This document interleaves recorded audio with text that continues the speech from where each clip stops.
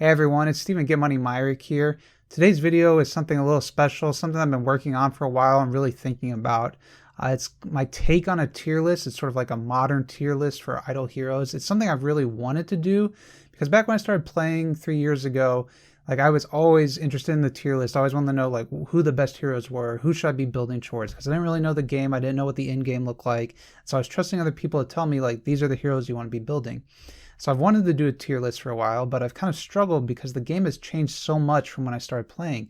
It used to be these are the best PvP heroes and these are the heroes you want to build. But with the Void Arc, the Void Vortex, all the different modes that have been added over the years, and in a way the increase in PvE modes, but also the decline and some of the Flame Shrine stuff, it's kind of become confusing about what is a tier list anymore, in Idle Heroes. What should you be building and what should you be concentrating on? So really this is a take on what heroes I think you should be building. Specifically, I'm going to be looking at the top 15 heroes in my opinion. And why am I choosing 15? Well, it's because you can only deploy 15 heroes in the Void Arc. And so my logic is more looking at if you could only limit yourself to 15 heroes and get Void imprints on them and get further progress in the Void Arc, which 15 heroes would that be? I'm also making some assumptions, I'm assuming that your seal lands are already complete. There's some heroes that are very important and very helpful for completing seal lands, but then they fall off afterwards. And this was kind of brought about because I was doing Bahalzak's review. I do account reviews for people, and I'm trying to really narrow down what should you truly be concentrating on. If you don't have these heroes, what is your plan to get them? And if you have other heroes that aren't on this list, why? And I know everybody loves Belrain. I know people like Ada, Garuda. These are all heroes that are helpful. They're easy to get. But if you have the opportunity to replace any of those heroes with a more powerful hero, why are you not doing so? And what are they actually contributing to your team? And if you can answer that, great. But if you can't, I think this list is really going to help a lot of people make decisions about cleaning up their account and getting the most out of it. Before I go any further, I did want to say that if you're not subscribed to my channel, please consider subscribing. I'd really, really appreciate it. But let's dive in and take a look at my top 15 hero list. So here's the list. I'm revealing it all at once so you can move on ahead of me if you want, but I did want to break down my thought process of how it's organized and what I was doing. I was really struggling because it's not really a tier list, right, where it's SAs, and so how do I really want to order this list? And I really thought, well, I'm going to start by talking about which 7 heroes I think you should be concentrating on building first, and then which 8 heroes after that you want to be building on. And you can see some of the heroes in the then these heroes column are duplicates of ones in the first. So I'm saying get your second copy of Carrie, get your second copy of Fiona. The other thing is these heroes are listed alphabetically. So I'm not saying Amun-Ra is the most important hero in the game to get. I'm saying that these heroes, these 7 heroes on the left, I would make sure I had all of these 7 first before I built any other heroes and moved on to the heroes on the right-hand side, then these heroes. You also notice I have a copy of each Transcendence hero. You could go out and say, well, Steven, if you're willing to do a copy of each Transcendence hero, why would you not just have 3 copies of each and be 9 of them, and then you have some Tixes and some support heroes for him? And that's completely valid. I mean, if you have that ability to make those Transcendence heroes, it's potentially not worth doing, but you will hurt yourself in PvP and some other modes where you actually can't deploy those powerful heroes. So that's just sort of it's a rule out there that I just kind of made up, which is having 1 copy of each Transcendence hero. And obviously it takes a lot of work to get those copies of Transcendence heroes. So I'm not saying that this is an easy achievement to get towards. I'm just saying that right now, if I could only have 15 E5 heroes and I've already completed my seal lands, which 15 E5 heroes would I want? And that really helps me make decisions about how I work on my bag and what I'm concentrating on. With each hero, I went through and tried to describe why they're good, why they're important, what they bring to the team. I also made these icons to represent which modes I'd recommend using these heroes in.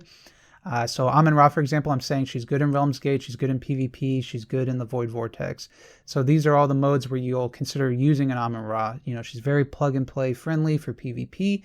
Same with Carrie, she just brings so much utility, similar modes. Halora, you can see we got symbols for all 4 events, and you can just go down the line here on the left-hand side of the heroes, like Tix being extremely important for a lot of the PvE content, a lot of the Void content.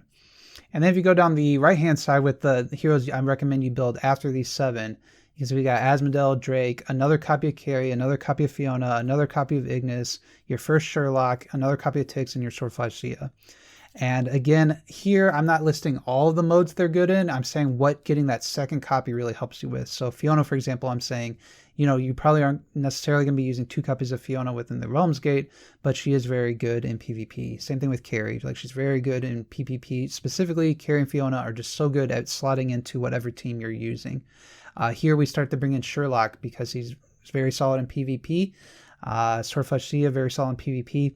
I do have a note here with Swordflesh Sia that you can use her versus the Void Lord, and that's probably the biggest notable exception from this list is Athaqua. I am not recommending building Athaqua if you can kill Void Lord Sector 6 with Swordflesh Sia, and that's not going to be easy. And so, it'll basically be like V4 Swordflesh Sia, and then you can get rid of your Athaqua. So I'm more saying this is like the goal that you should work on, enabling these heroes and making your Void Arc better. I would rather have like all these heroes at V4, for example, before I start building another hero. Now, the reality of the situation is like the time it's going to take you to V4 all these heroes is an extreme amount of time. And realistically, to get that many stellar shards, you will have to build other heroes. You'll have to have other heroes around to help you in Guild War, help you in other modes. So I understand that, that's the reality of the situation. I'm just saying, like, for Void Arc, if I could have 15 heroes and I could V4 all of them, what heroes would I want? The second Tix and the second Ignis, those are there to help with reaching to fire within the Void Vortex. And then Drake is just very good against PvE bosses.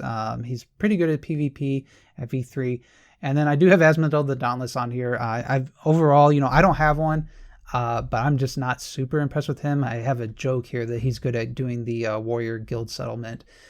But he's still the 3rd best hero in the game after the other 2 Transcendence heroes. So you definitely would want to have an Asmodel the Dauntless.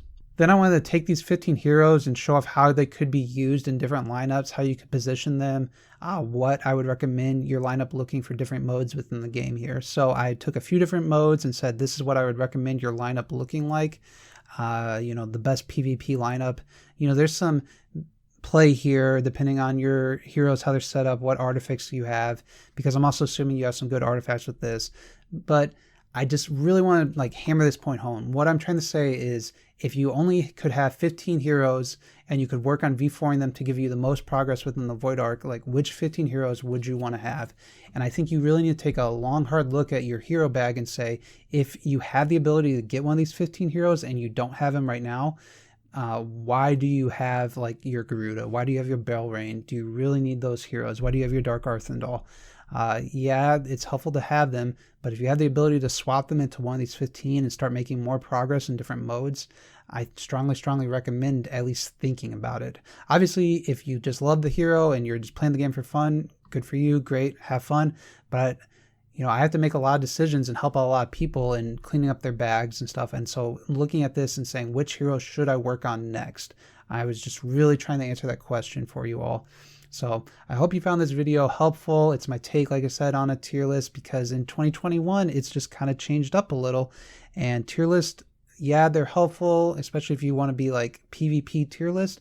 But I wanted to look at the overall health of the format, the overall health of the game, which 15 heroes should you concentrate on.